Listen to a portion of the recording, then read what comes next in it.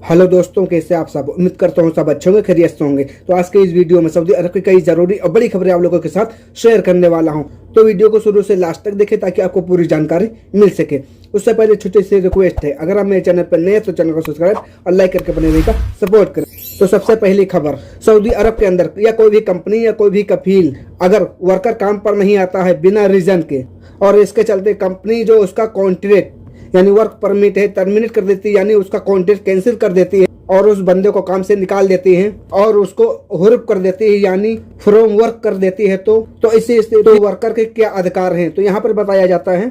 तो ऐसी सूरत में वर्कर के पास 60 दिन टाइम रहता है। अगर वो 60 दिन के अंदर अगर वो चाहे तो अपना फाइनल एग्जिट लगवा कर सऊदी अरब से अपने देश जा सकता है, या फिर वो दूसरी कंपनी या किसी दूसरे कफील के पास अपना नकल कफाला ले सकता है। अगर हाँ, यहाँ पर बताया गया अगर वो 60 दिन के अंदर वो किसी तरीके की अगर वो कोई कार्रवाई नहीं करता है तो फिर उसका हुर्फ तब्दील हो जाएगा। इसके अलावा अगली अपडेट निकल के आ रही है कि सऊदी अरब के एक अधिकारी कहना ही ये है कि सऊदी अरब के अंदर जो वर्कर रहते हैं यानी सिटी के अंदर जो वर्कर रहते हैं और वो काम करते हैं, तो उनको सिटी वगैरह में उनको रूम न दिया जाए, यानी उनको आउट एरिया में सिटी के बाहर राइश दी जाए। और बताया जा रहा है कि इससे कई तरीके के फायदे होंगे। तो पहला फायदा ये होगा कि अगर वर्कर सिटी वगैरह में सिटी में नहीं रहते हैं तो सिटी के अंदर ज्यादा भीड़ भाड़ नहीं रहेगी और गाड़ी का जाम भी नहीं लगेगा। और भी कई तरीके की बातें बताई गई। तो एक तरीके से प्रस्ताव रखा गया है कि वर्करों को जो रूम है या रहायश है तो उनको सिटी वगैरह में न दी जाए, वो सिटी के बाहर दी जाए।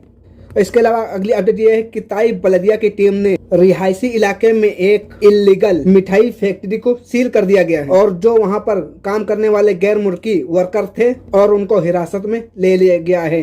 अपडेट के मुताबिक बताया गया है कि बलदिया की टीम को ये जानकारी मिलने पर कि कुछ गैर मुल्की रिहायशी इलाके में बेस्टमेन में मिठाई का काम किया जा रहा है और बताया जा रहा है कि यहाँ पर ये लोग मिठाई बना करके तैयार करके मार्केटों वगैरह में सप्लाई करके जानी है, वहाँ पर मिठाई वगैरह बेची जाती थी। और जैसे इसके बारे में मिनिस्ट्री की टीम को जानकारी मिली, मिनिस्ट्री की टीम ने यहाँ पर छापा मारकर और जो भी यहाँ पर गैर मुल्की काम कर रहे थे तो उनके पास मेडिकल कार्ड या सर्टिफिकेट वगैरह जो बनते हैं बलदिया की टीम से वो नहीं थे इनके पास, और इस मामले को लेकर इन गैर मुल्कियों को गिरफ्तार कर लिया गया है। और इसके अलावा अगली अपडेट ये निकल के आ रही है, सऊदी सेंट्रल बैंक सामान ने कहा है कि सऊदी अरब में रहने वाले गैर मुल्की कि इस साल अगस्त में 10.77 मिलियन रियाल सऊदी अरब के बाहर भेजे गए हैं। और जबकि बताया जा रहा है कि पिछले साल 2022 में तुलना में 9.60% की कमी देखी गई है, यानी पिछले साल अगस्त में गैर मुल्की ने 11.92 अरब रियाल सऊदी अरब से बाहर भेजे। तो आप इसका क्या रीजन मानते हैं, आप कमेंट बॉक्स में जरूर बताएं, क्योंकि पिछले साल के मुकाबले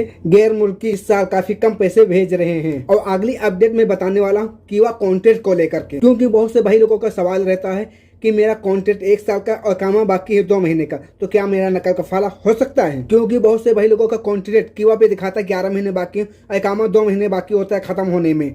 तो उनको सवाल रहता है कि इकामा खत्म होने के बाद क्या मैं दूसरी कंपनी में नकल कफाला करा सकता हूँ।